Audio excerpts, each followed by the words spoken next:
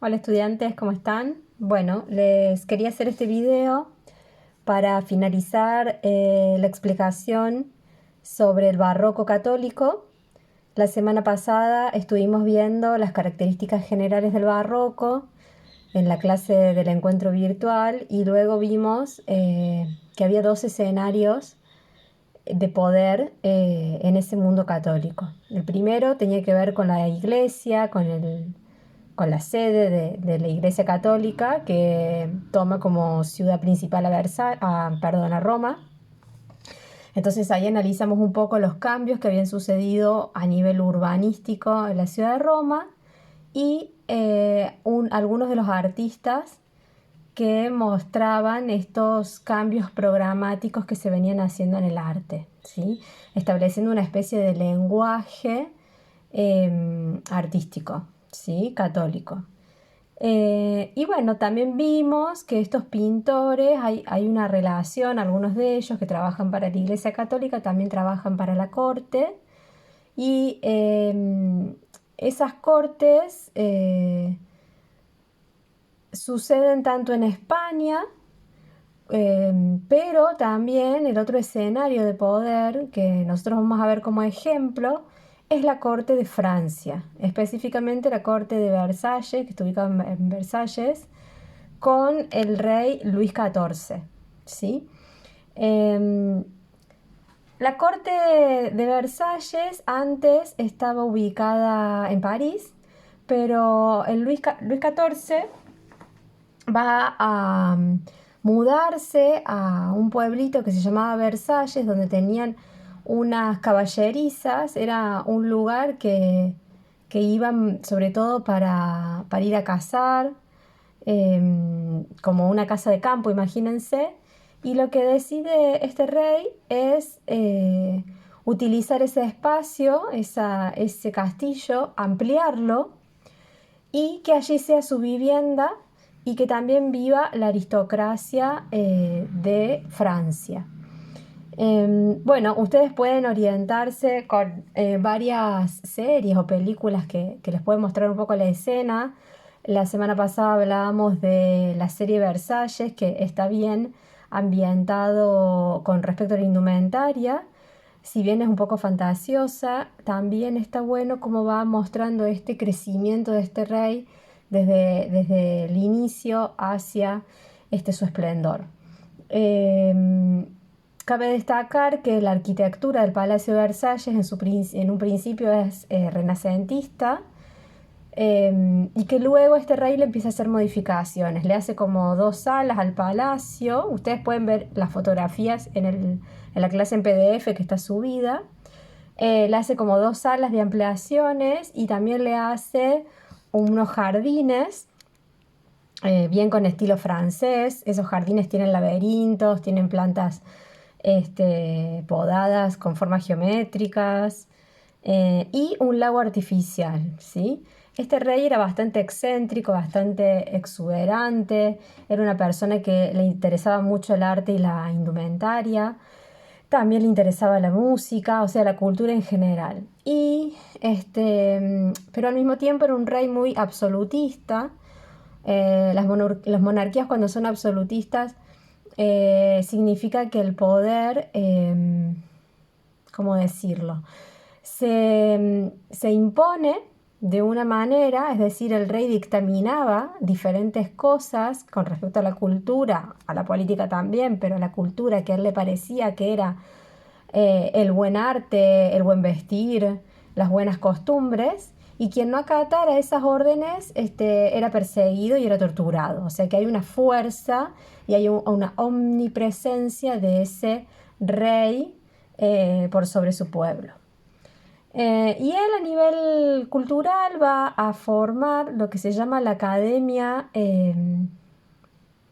de Arte, ¿sí? En donde él va a formar a los artistas, pintores, escultores, con un gusto nacional, que él lo llama. Y ese gusto nacional estaba inspirado en la antigua Grecia y Roma, ¿sí? Tomando esos cánones de representación eh, con las 7 cabezas y media, que seguramente estudiaron el año pasado, la armonía, un cuerpo joven y demás.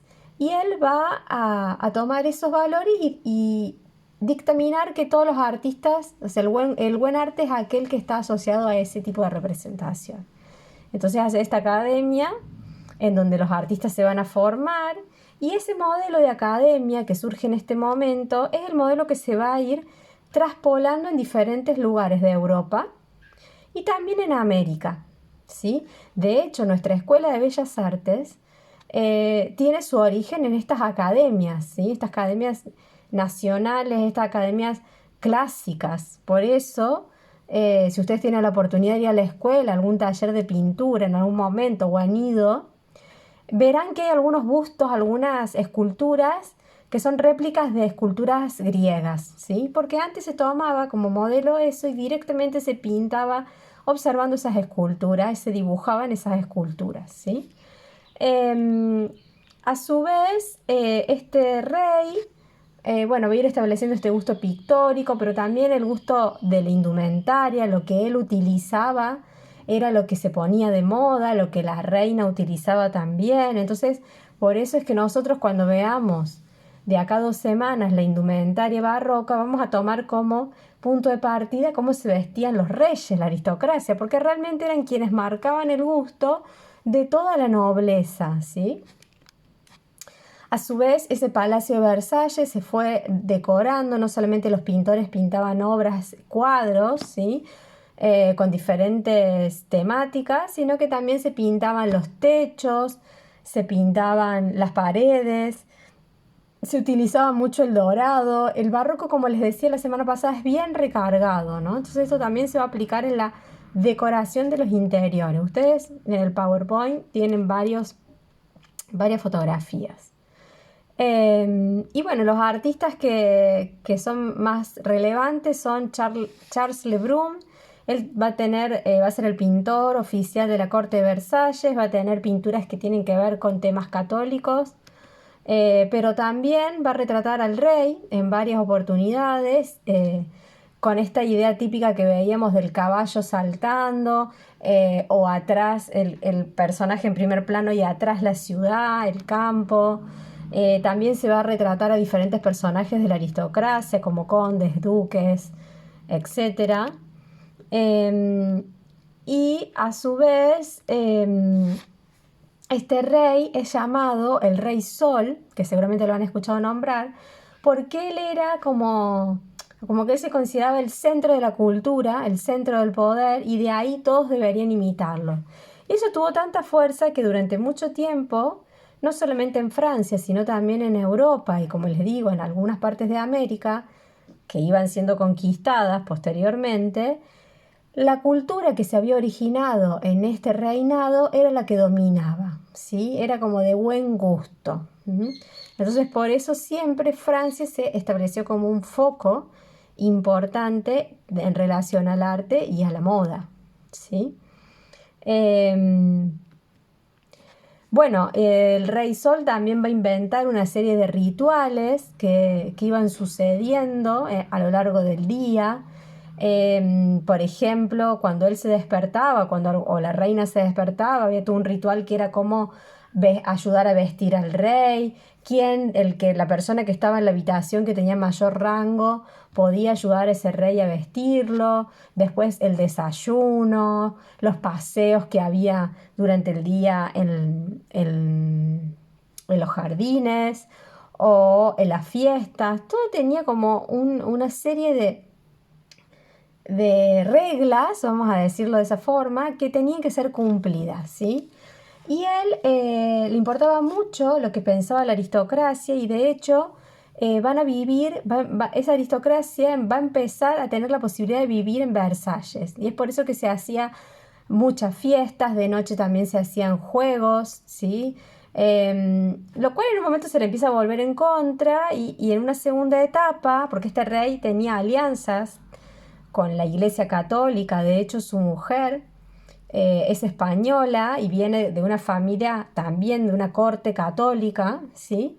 Y él En un momento que esa corte, como yo les había contado, los protestantes también empezaron a aparecer en Francia, como para no perder la alianza con la Iglesia Católica, empieza a perseguir a esos aristócratas que se habían convertido al protestantismo, ¿sí? Entonces los empieza a expulsar de su corte.